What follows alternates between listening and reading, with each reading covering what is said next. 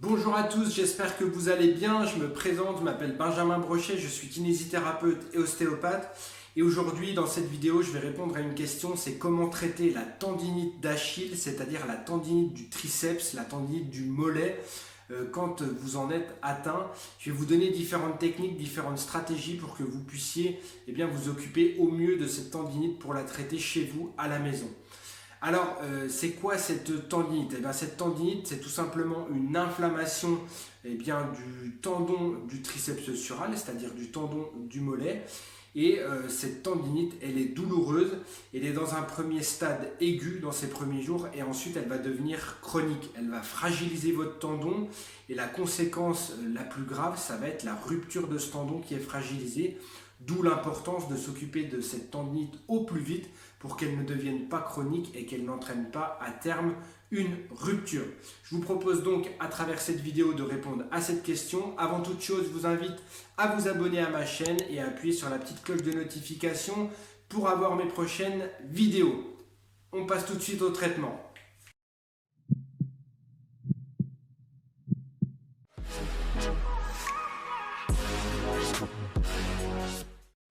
Alors, on passe au traitement de la tendinite d'Achille et pour moi, le traitement se décompose en deux grandes parties. La première est primordiale et elle constitue l'identification de la cause de votre tendinite. Il y a forcément une cause, il faut l'identifier et parfois il y a une ou plusieurs causes. Et la deuxième partie du traitement, c'est la partie antalgique, c'est-à-dire la gestion des douleurs, la partie d'étirement musculaire avec la libération des différentes mobilités articulaires et musculaires.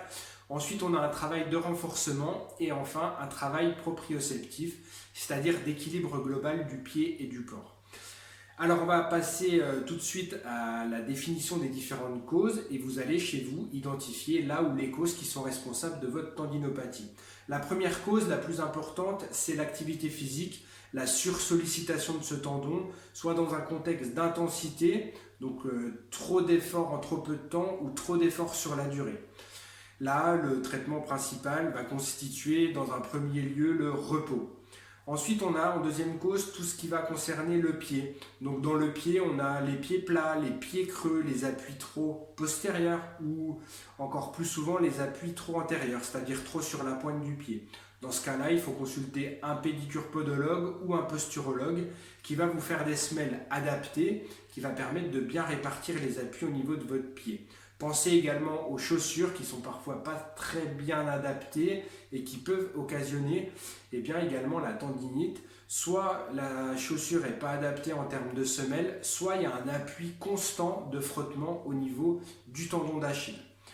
Ensuite, en termes de cause, on va également avoir tout ce qui est traumatisme. Alors il y a les traumatismes qui vont concerner le membre inférieur où il y a la tendinite, c'est-à-dire qu'on peut avoir des antécédents de fracture ou d'entorse qui ont fragilisé le tendon, soit fragilisation immédiate, soit parce que les appuis ne sont plus pareils et du coup on va solliciter anormalement notre tendon, ce qui va créer à terme une tendinopathie.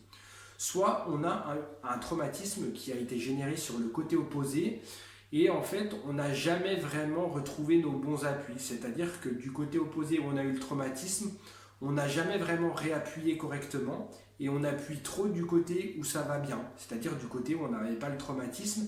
Et le côté où ça va bien, finalement, vu qu'on sollicite trop le tendon d'Achille, à terme, on finit par avoir une tendinopathie. Ensuite, on a également les asymétries de longueur des membres inférieurs. Si vous avez un décalage de longueur des jambes, parfois qui peut être de 1 à 3 cm, la jambe la plus courte voit son tendon d'Achille plus sollicité. Du coup, ça peut être facteur de tendinite d'Achille. On a bien d'autres choses également. Pensez à l'hydratation qui est très importante. Le tendon est la première structure du corps qui va souffrir en cas de déshydratation. L'alimentation, si vous ne fournissez pas les bons aliments et nutriments à votre corps, ça peut être facteur de tendinopathie. Les médicaments, on a certains traitements tels que les corticothérapies ou encore les médicaments de type indication dans le cholestérol peuvent être facteurs de tendinopathie, donc pensez-y si vous êtes sous traitement. On a également le surpoids qui peut être facteur de surcharge au niveau du tendon et donc la solution ça va être de faire un régime pour perdre en masse. Voilà les principales causes que moi je voulais vous exposer, voir si vous vous y retrouviez à l'intérieur et si c'est le cas, eh bien vous faites ce qu'il faut d'abord pour corriger la cause primaire et ensuite vous passez à votre traitement secondaire que je vais vous exposer tout de suite.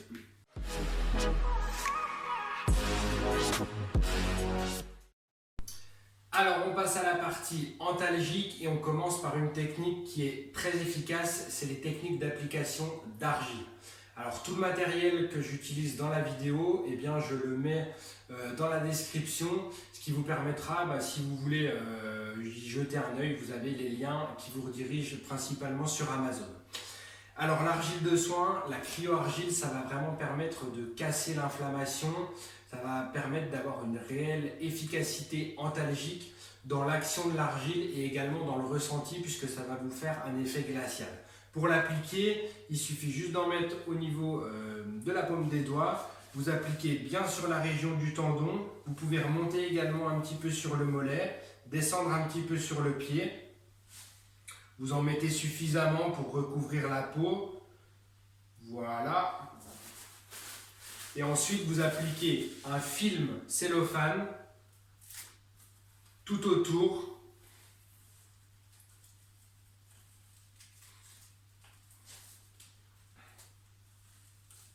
De cette façon. Donc là c'est du film spécifique mais vous pouvez utiliser du film alimentaire, c'est exactement le même. Vous plaquez bien et vous laissez agir à peu près 2 à 3 heures pour qu'il y ait une totale absorption de l'argile et donc une totale efficacité. Dans cette argile il y a des huiles essentielles, des plantes, ça va permettre de diminuer la douleur et d'avoir un effet de détente. Voilà pour la première technique antalgique. Alors, deuxième moyen antalgique, il s'agit de la glace. Alors la glace, ça se présente sous la forme de petites vessies de glace comme ça. La glace est très importante puisqu'elle va à la fois avoir un effet antalgique et elle va avoir un effet anti-inflammatoire. Donc vous pouvez la mettre au moment de la journée où vous avez mal et vous pouvez également la mettre après l'activité physique pour éviter que l'inflammation flambe et qu'elle soit plus importante. Pour ce faire, il ne faut pas mettre la glace au contact même de la peau. Vous mettez un linge entre la glace et votre peau et vous laissez à peu près 20 minutes de glace au niveau du tendon d'Achille. Donc ça, vous pouvez le faire à peu près n'importe quand, n'importe où. C'est assez simple à effectuer. Voilà pour ce moyen antalgique. Alors, troisième moyen antalgique, c'est les moyens de massage et de massage avec l'application de produits spécifiques. Personnellement, je vais recommander 2 baumes différents, le baume à l'arnica et le baume camphré type baume du tigre. Alors vous en mettez un petit peu, les baumes sont généralement dosés assez fortement. Vous allez appliquer sur l'ensemble du tendon.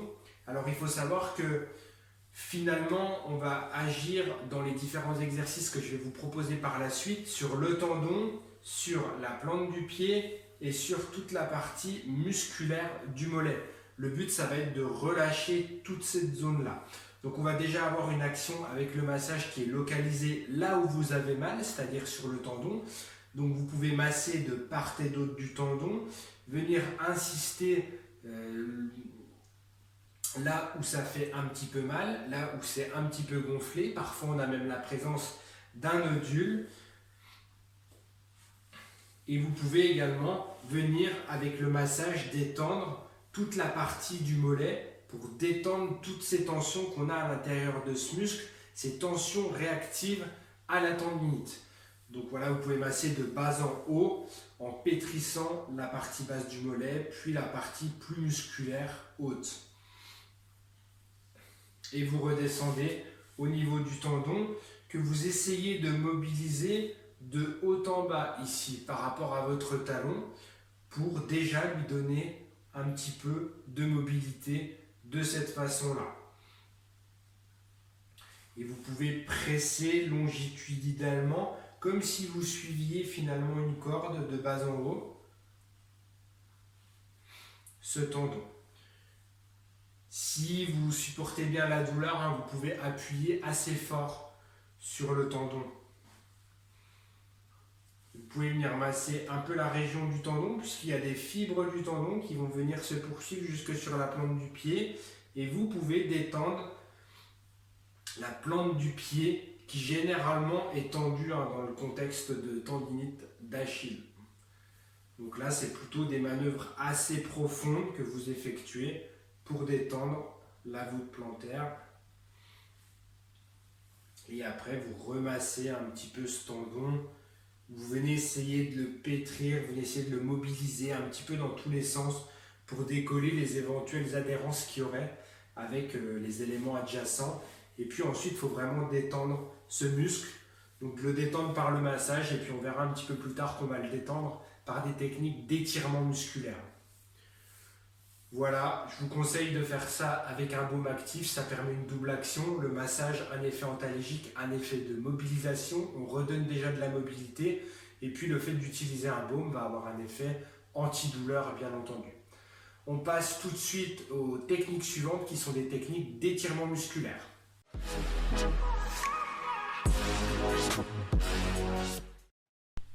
Alors il faut savoir que la tendinite d'Achille, elle apparaît souvent dans un contexte où on a une chaîne musculaire postérieure qui est trop raide, trop courte.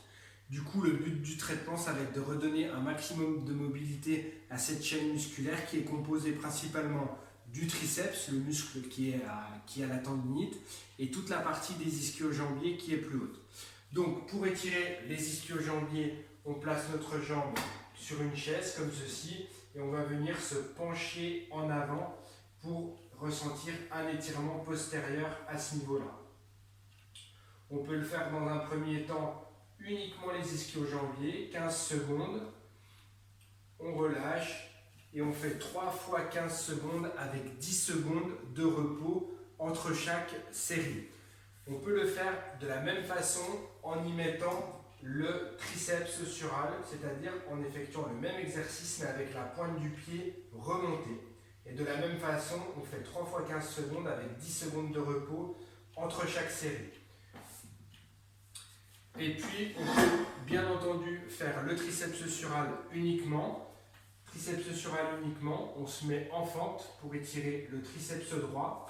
Les deux talons sont bien en contact avec le sol et on vient faire une fente avant avec le genou gauche pour entraîner un étirement du triceps droit. Pareil que tout à l'heure, 15 secondes, on relâche, 10 secondes de repos et on fait 3 fois l'exercice. Voilà pour l'étirement musculaire, donc étirement du triceps, étirement des ischio-jambiers et étirement de la chaîne postérieure globale comme je vous l'ai montré sur la chaise avec les ischio-jambiers et le triceps en même temps. Bien faire les 3 exercices.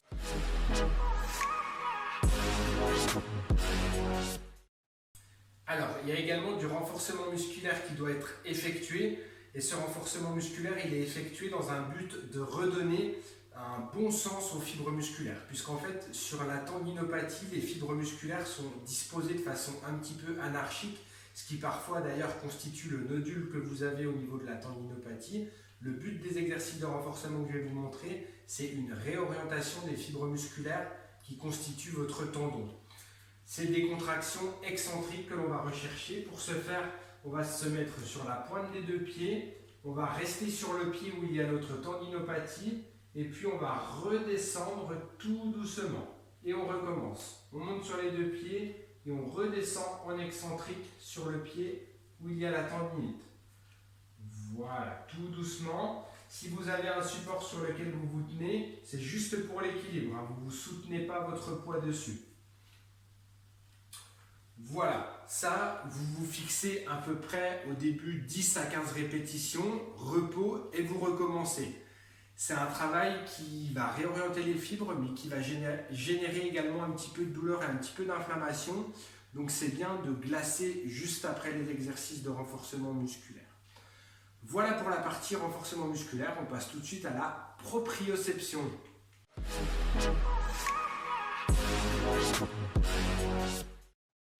Alors la proprioception, elle va viser à redonner un bon équilibre au niveau du membre inférieur globalement et plus particulièrement à l'ensemble du corps. Quand il y a une notion de traumatisme au niveau des jambes, on a une perte proprioceptive et le fait de regagner en proprioception va avoir un effet très important sur la guérison du traumatisme que l'on a. Qu'il s'agisse d'une tendinite, d'une entorse ou même encore de la rééducation d'une fracture. Je vous montre différents exercices avec différents niveaux de difficulté. Le premier, c'est de tenir sur une jambe simplement. Une fois que vous arriverez bien à faire ça, vous pouvez descendre le genou. Donc le genou doit bien être à l'aplomb du pied. Et puis vous remontez et vous redescendez. Vous pouvez faire une dizaine de flexions-extensions. Si vous y arrivez bien, vous pourrez effectuer cet exercice les yeux fermés. Ensuite, on va faire travailler un petit peu plus le tendon d'Achille.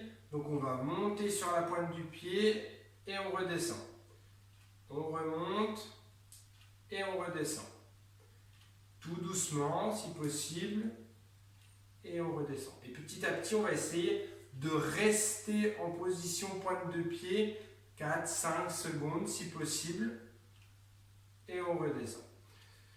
Voilà, vous alternez ces différents types d'exercices. Ensuite, il y a des exercices où on va amener le poids du corps en étirement sur le triceps et on maintient la position quelques secondes.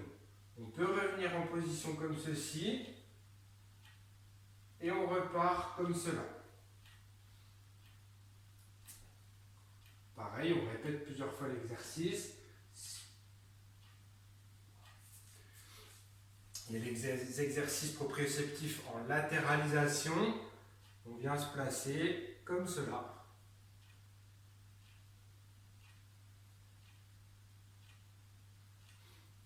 Si c'est facile, vous fermez les yeux et vous relâchez. Le but, c'est au moins de tenir 10 à 15 secondes sur les positions statiques. Dernier exercice de proprioception que je voulais vous montrer. On va venir, donc là on travaille bien la proprioception de la jambe droite, à chaque fois c'est la jambe d'appui.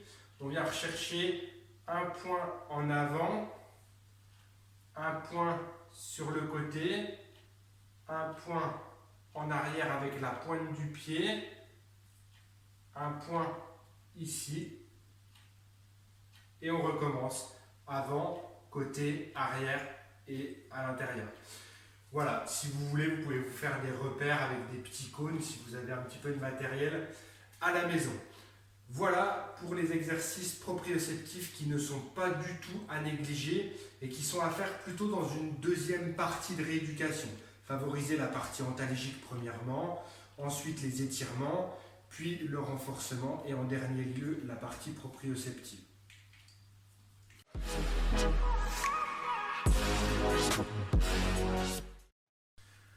Voilà l'autotraitement que je voulais vous proposer au niveau de la tendinite d'Achille. J'espère que ça vous a plu, j'espère que vous allez mettre ça en pratique et que ça va vous permettre de vous débarrasser de cette tendinite.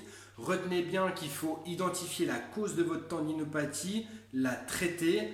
La cause peut être simple, elle peut être multiple, il peut y avoir une seule cause ou plusieurs causes qui s'ajoutent les unes avec les autres.